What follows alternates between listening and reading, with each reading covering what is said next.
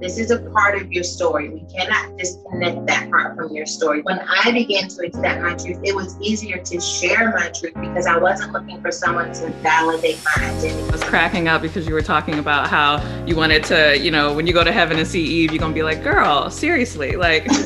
Like joking, but also kind of like, you're going to sit down somewhere because you ruined this thing. So like, there's no glory in your story.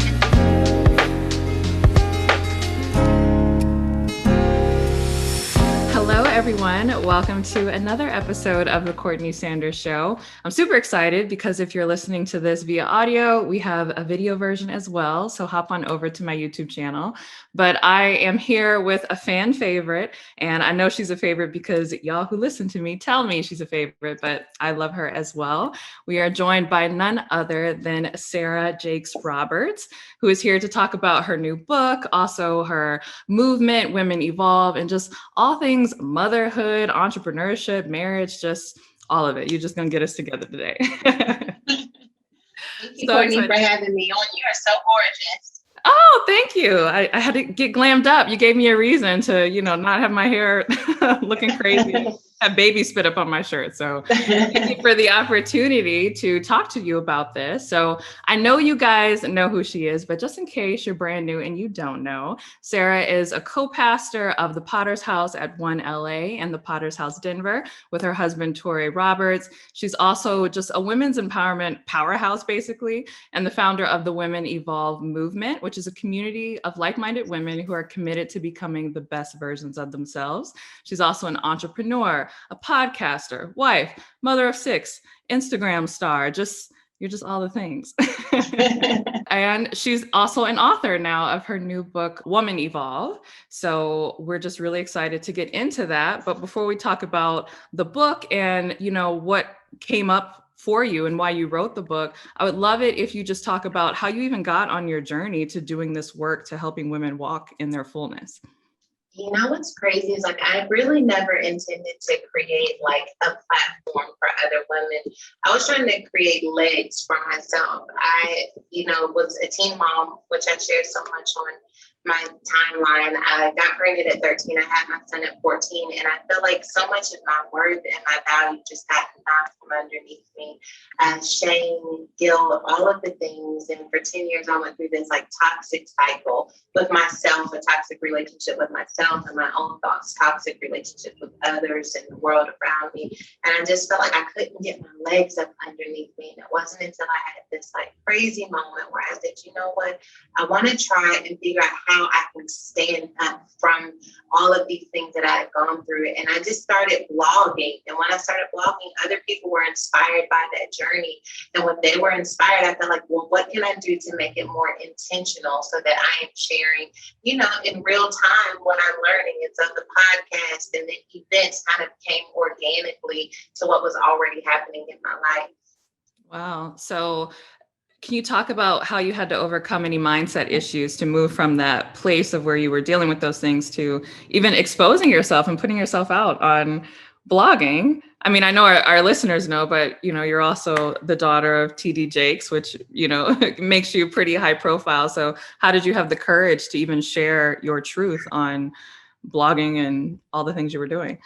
I think when we have an experience that is shameful, that we immediately begin to come to this place where like we want other people to accept our truth. And so we decide to dress our truth up or clean our truth up so that other people can accept it. And when I shifted my focus from getting other people to accept my truth to me accepting my truth, like, okay, you are a teen mom. This is a part of your story. We cannot disconnect that part from your story. This is something you've gone through. When I began to accept my truth, it was easier to share my truth because I wasn't looking for someone to validate my identity. So I always tell people when they're like, I feel like I'm supposed to share my story, but I hate my story. I'm like, well, you can't hate your story and share your story at the same time. So when you come to a place where you love it, you can release it because you don't need someone else to make you feel better about it. So I really feel like that's where my courage came in me coming to a place where I could receive, God's love, God's truth about my story as my reality. Yeah, absolutely. And I think that is a perfect tie-in with your book and how you even came up with this concept. So I was reading it and I was cracking up because you were talking about how you wanted to, when you go to heaven and see Eve, you're gonna be like, girl, seriously, like come on, and how when people think of squad goals of the women in the Bible, they never include hashtag Eve. It's always Ruth, Mary, etc. So can you talk about this concept of, reclaiming Eve and how you use that to reclaim your own life as well?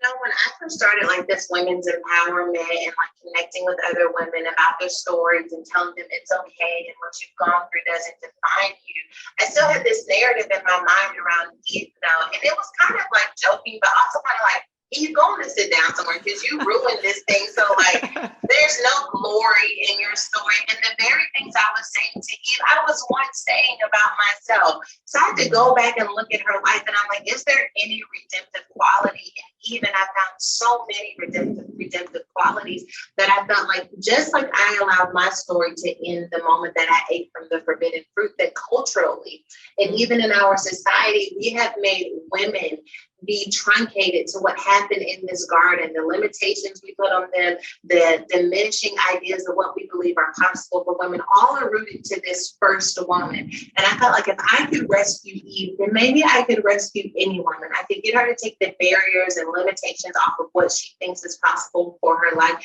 and tap into what God knows about her life. And so, yeah, I started rescuing Eve, and it allowed me to have access to so many Eve moments in other people's lives.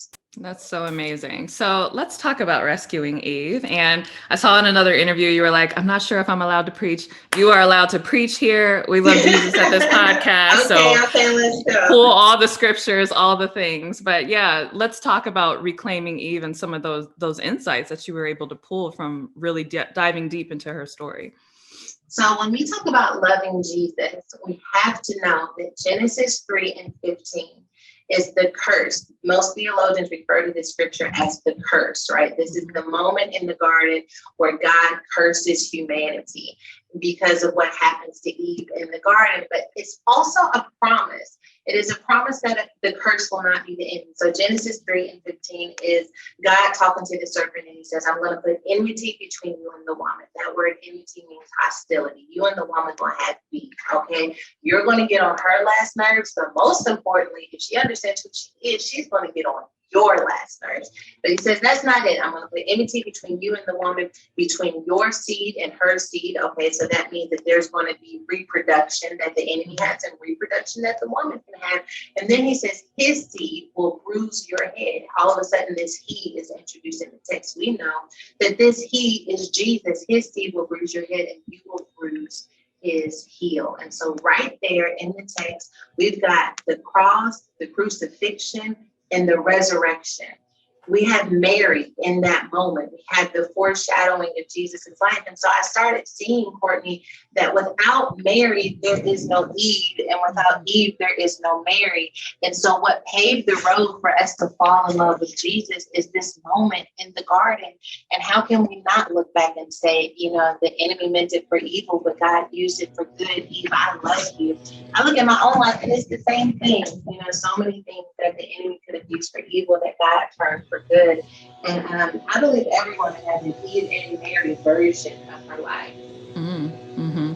That is so good. And I also think it speaks to the courage Eve had to have to continue to walk in that promise and in that mandate, even after, this big mess up had happened. And so for you, would you say that you'd always known that there was this calling on your life, even when you were going through your things, whether it was teen pregnancy or things happening in your early 20s, or was this something that had to be revealed to you that you had to create the courage to really walk out? Nah, girl, he's still revealing. I had no idea. I had no idea. I think I grew up in an era of church where, like, if you couldn't sing, if you couldn't play an instrument, if you were not a prayer warrior, then you could just sit in the back and eat snacks until choir rehearsal was over, okay? I didn't have any of those things, so I never really thought that I would be in ministry. And then when I got pregnant, I knew I couldn't be in ministry. And yet when women started telling me, like, thank you for that blog, it brought me closer to God, thank you for the prayer at the end of the blog, I'm like, this is ministry. And so I accepted it as ministry. It's unique in my approach, perhaps unique in that I share my story so much and I don't pretend to have it all together, but it's ministry nonetheless. And it seems to be effective for the people who need it the most. Exactly. And I think even your story, and of course with Eve, really speaks to this multiplication factor. So in the book, you speak about being fruitful and multiplying. And even in your work, you were multiplying, your impact with women who are reading your blog. So can you dive deeper in that concept and talk about how women can create that multiplication factor in their own lives? Oh, I love this so much because I am on a mission to rescue women from the idea that the only way we can be fruitful and multiply is if we marry and have babies. Now, hear me clearly. I am married and I have 6 children. I don't think there's anything wrong with being fruitful and multiplying in that way. But so much of a woman's identity has now come down to this idea of like, are you married? Do you have kids? And yet we have women with incredible ideas for business, incredible ideas for nonprofits, for music, so many ways that they can be fruitful and multiply. And we have to see all of those things as seeds of possibility that allow heaven to touch earth. And so be fruitful and multiply is not just about filling the earth with beautiful little babies, although if that is something that God has placed in your heart and given you the ability to do, we definitely want that. But also, how can I make my life matter beyond my time on the earth? What can I deposit into this world, deposit into others, deposit into systems and structures that allow for the goodness of God to be multiplied in the lives of others? Yeah, wow, that is so good. And I know a lot of women will be grateful to hear that. And I know many women who listen to this podcast are very much interested in entrepreneurship. And so we talk about multiplying even outside of just, having kids and family. If someone has an idea to multiply in the marketplace, what advice would you give them to pursue that? Oh, goodness. I think that for us as women of faith and women believe that there is something greater at work, that one of the key things that we have to do in the marketplace is understand the kingdom distinction, the godly distinction of what we do. There's scripture that tells us to seek you first the kingdom of God and all other things will be added unto us. If we can't pinpoint how this is allowing heaven to touch earth, and listen, this doesn't mean that everything is ministry. It means that when I set up the nail salon, that I see it as an environment of transformation for a woman. It means that when I start the accounting firm, that I see it as an opportunity to set up good financial stewardship within our communities. There are all types of ways that heaven can touch earth outside of just the church four walls. But I would say, understand the kingdom distinction in what you do, because when you understand the kingdom distinction in what you do, when all hell breaks loose, as it does when you are an entrepreneur and you realize, oh my gosh, I didn't pay my taxes here, or I need to hire someone there, and I don't have the money for it. Am I even supposed to be doing this? We can say that at the end of the day, there is value to what I do that will literally make the world a better place. And then I would also say, if you don't have the resources, that doesn't mean that you don't get started. It means that you get started with the pursuit of the resources that are available to you. You don't have to necessarily have the degree. If you can go back to school and that's necessary to do that, but also look for outside ways to be educated. Don't allow your restriction to become a limitation. Learn to work around it, which I talk about in the book a lot. Yeah, absolutely. You also talk about working for the job you want, not for the job you have. So for those who are like, I hear you, Sarah, but I'm in this 9-to-5 job, I can't stand it. How can they, how can they make inroads into this? Oh, goodness. Okay, so there are practical things that we can do, looking for other opportunities, equipping ourselves and training ourselves, and seeing the opportunity that we are in as a passageway into the next opportunity. But also the energy that we bring to whatever it is we're doing is so important. I did not have a lifelong dream of being a receptionist for the rest of my life. But when I was a receptionist, I knew that this was all I had. It was better than not having anything at all. And instead of complaining that I wasn't where I wanted to be, I started getting creative as a receptionist. So much so that I went from being a temp to them saying, listen, we will hire you on. There was a bidding war between like the company that I was working for and the contractor that worked with that company, because they were like, we want her to be on our team, because I didn't just allow it to be something that I did half-heartedly because it wasn't what I wanted to do fully. I allowed the fact that I was here to make the best of it, to become a part of the paradigm in which I did everything from that point forward. Yeah, that is so fantastic. Now, my personal question with this multiplication factor, what if you have multiplied, meaning you do have kids, but you still Yeah. have this dream and this passion? How do you go about managing so much? Like you have two churches, a whole husband, six kids. Like, how do you do it? It's a lot. It's a lot. I will say that it is a lot. And I think when I first started having things added to me, that I like wanted to do everything very well all at the same time. And I experienced so much burnout trying to be everything to everyone at the same time. So what I decided to do instead was to like take full advantage of what was in front of me in the moment. And then taking advantage of what was in front of me in the moment, I could be fully present. And then when it was time for that season to be over, or this interview to be over, or for me to finish putting the kids to bed, I could move on to the next thing and be fully present. Saying no, of course, asking for help when we need it, of course, are all things that allow us to do that. But also, this is what I'll say, Courtney, and this is just so random, and I've never shared this before, but I just want to say it. When I released my book in 2017, I released a book called Don't Settle for Safe. And I just had my daughter. At that time, I was doing some speaking, but I wasn't really preaching fully. And Woman Evolved didn't exist. And I didn't know what God was doing with my life or what it would become. But I can remember feeling like after I had my baby, like, will I have momentum? In some ways, I kind of felt like even having my daughter, like, I'm like, am I going to have to slow down? I was kind of moving towards something. Now I can't travel as much. I don't have childcare. I'm in another city. It became really stressful for me. And I just heard God say, which I didn't want to do because I didn't want to fall behind. And then I heard God say, just wait for me. And so I told my publisher, I'm not writing the book again until I have something worth writing. And that's when Woman Evolved kind of emerged from that place of trust and peace that I would not miss next by focusing on now. And so I'd also say when balancing things, don't miss the opportunity to fully rest in the fact that you're not there yet. But just because you're not there doesn't mean that God can accelerate when it's time. Because this is acceleration for me. Wow, that was a good word. Can we put that one on Instagram? So going along with that, I hear you say, you had to wait and listen for God to ultimately tell you, when it was time to move. And I think that's so fitting, even with the story of, reclaiming Eve. She ultimately, didn't heed what God had said the first time. So can you share more about how we as women of faith can heed God and heed him and hear him correctly so that we are making the correct moves that he would have us make in our lives?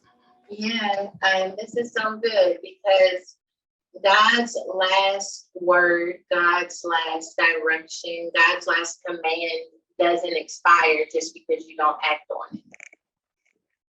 So if God says to Eve, I want you to be fruitful and multiply.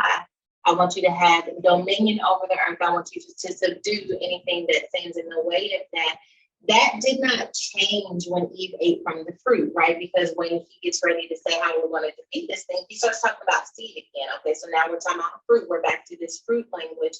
And so just because you didn't act on it the first time doesn't mean the command has expired. If God told you to write a book and you've been sitting on the book for 10 years, it doesn't mean that that command has expired. If God told you to produce that idea and you didn't do it, it doesn't mean the command has expired.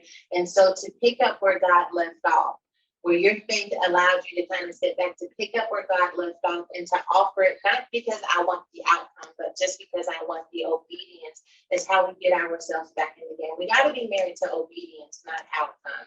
Outcome is what the culture tells us we should be obedient to. I want to do it so that I can get this. No, I just want to do it because that's what God said.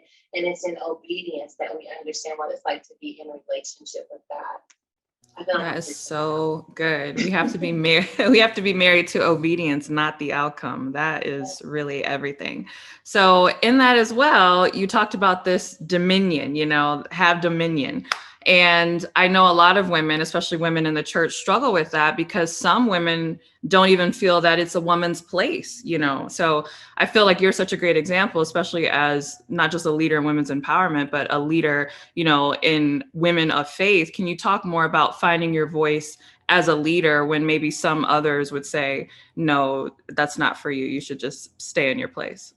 Okay, so when Jesus is resurrected And he's coming out of the tomb and he meets the women in the garden. I think this is in Luke. I don't have the exact chapter in scripture, but he encounters the women and the women are like, is that you? I don't know who that is. And he says, go and tell the disciples. That word tell that he used literally means preach. If you look at it in the Greek, it means preach. And then if you study that word preach, it means pastor. He's like, go and pastor the disciples to tell them the good news. The first women, the first person to ever have the fullness of the good news that Jesus not only lives, but he has been raised from the dead are women. And so whenever I feel like people are telling me like, you have no space, you have no place, I'm reminded of Genesis 1, in which it says that God blessed them and then God gave them dominion, that God talks about male and female in Genesis. And then even in the New Testament, we see Jesus giving the good news to women. Now, I do want to say this, Courtney, my dominion is not the oppression of a man. I don't want women to evolve at the same cost of a man dissolving. I want God to bless us. I want God to give us dominion.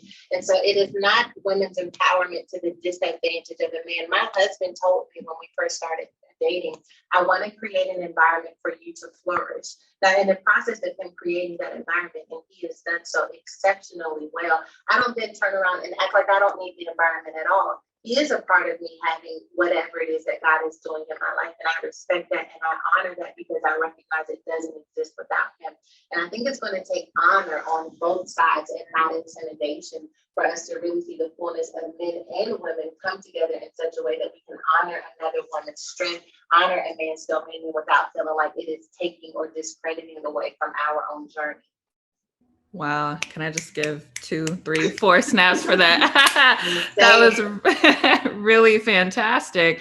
And I know for me, especially early on in my entrepreneurial journey, that was definitely a struggle in terms of still learning to honor what I feel is my purpose and this kind of like drive to go do this thing, but also honor where God has placed me in terms of being a wife and being a helpmate to my husband. So can you talk about how you set boundaries in your own life or just how you think about it in terms of making sure that, you know, you can be a leader over here, but you're still honoring and being submitted to your husband when at home? This is so good. Okay, so this is like a thing because I have my own businesses and organizations and we're married and my husband has his own. And so he hears what's happening in my life and sometimes I'm like, yeah, I don't know if you should do that. And I think I was so protective over the idea of my husband trying to be the boss of me that I missed out on the wisdom of having his perspective. And so him offering his insight doesn't mean that I necessarily have to listen to it in terms of business. He's already told me, like, listen, you do what you want, I'm gonna ride with you regardless, but I don't think that that's a good look. And so I learned that he wasn't taking over and that I wasn't going to lose myself in the process of including his opinion in my decision making. And now I've come to a place where I see it as it giving me a fuller perspective. And there are moments where I'm like, you're right about that one, I'm not going to do it. Or I say, listen, I'm going to do it anyway. And I may need you to like kiss my boo-boos, or I may need you to bring me some flowers because your girl got it right. But I trust that. I think it comes down to trust, Courtney, trusting that our relationship is flexible enough that I have room to grow, that I have room to get it wrong without coming home and feeling shamed in the context of my marriage. And that took trust and it took time and sensitivity. And I'm going to say that it took communication because I had to tell him how I can receive his input and when I can receive it and when I can't receive it so that he could better help me on my journey. Yeah, that is really good. I was just sharing with a friend the other day how I remember when I was first saying, oh, I'm so excited, I'm engaged, I'm getting married. A lot of people were like, oh, why do you want to do that? I thought you had these dreams to do all these things. Like you should do that before you get married. And I feel like our culture doesn't really encourage women to look at their husbands as like an asset for their dreams. It's like, oh, if you get with this guy, like he's going to take your dreams away and you're going to have to be subservient to him. So I love to hear you say that. But I know also our culture also makes it seem like, you know, if you've had challenges in the past, if you've made mistakes in relationships, that you're no longer worthy of being in a union, or you're no longer worthy of having that, you know, protection of, you know, a good man to lead your household. So can you speak about that with your experience of, you know, just meeting your husband and just giving encouragement to women who maybe they're single moms, maybe they're divorced, maybe they're widowed, and they're looking to start over again? I have to tell you, when I left my toxic marriage, I was a single mother with 2 children. And the only thing I knew for sure is that I was better than what I was in. And when I say better, I don't even mean better than that person. I mean, I was better than the person I was in that relationship. I was better than the decisions I was making in that relationship. And so I just wanted to be better than that. And when I started putting the steps and tools together to be better than that, I was so amazed at that truth becoming a reality in my life that I was completely content. I say that to say that I wasn't necessarily looking for a man to come in and fix what another man had broken. I'd already come to a place of healing with that. And yet I knew also that because I had done the work and come to that place of healing, that I was worthy of someone who didn't mind doing the work to come to their own place of healing. I worked really hard to protect my heart and worked really hard to create an environment for my children. And I didn't want anyone who would come in and disrupt that. And I held on to that truth. And there was a lot of people who shot their shots at me. There was a lot of balls that I had to let rebound or something that is very sports analogy related. That would mean sending that ball right on back to them. And I waited for it. And my husband came into my life and he reflected the work that I was doing in my own soul. And I felt like I could trust him because he'd gone on his own journey. I think that I'll summarize by saying this, that we're not necessarily looking for Prince Charming. We're looking for someone who doesn't mind doing the work for their own healing, for their own growth, for their own conviction. And I think that we've got to come out of this idea of it's either a dog or it's Prince Charming. It's not anywhere in between. In between is someone who recognizes that I'm going to have to subdue my thoughts. I'm going to have to come into submission and alignment with who I am in God. And that is going to be a lifelong journey. And I'm looking for someone who will partner with me as they are on their own journey. So together we can make the world a better place. And so there is another option between Prince Charming and, doggy dog. That is so beautiful. And I hear you use this language of doing the work. So many women want to do the work, but one, they don't know what that means. And two, they don't even know how to identify that in another person. So can you speak to what is the work that women should be doing? Okay, I love this. Part of the reasons why I did the subtitle Break Up With Your Fears is because breaking up with someone is work. We have all been there where it's like, I want to leave, but I can't leave. I don't know who I'm going to be without you. And yet we have to make that decision to break up with our fears. Doing the work is acknowledging that some of the decisions, some of the thoughts, some of the actions that exist in our world are fear-based decisions. They are toxic-based decisions. They're rooted in our insecurity. They're rooted in our childhood trauma. They're rooted in abandonment issues. And yet they are driving the seat of our future and our destiny. Doing the work is taking the road, but taking the steering wheel back and saying, what would it look like if faith was in charge? What would it look like if confidence was in charge? And who am I going to have to become in order to let those things emerge on the inside of me? It's going to therapy. It's getting the right books. It's creating an environment where boundaries are not just tolerated, but necessary. And so what I tried to do in the book was really help women to pinpoint the area of their trauma, the area of their triggers, so that they could set up defenses for themselves so that they could grow with those triggers in mind.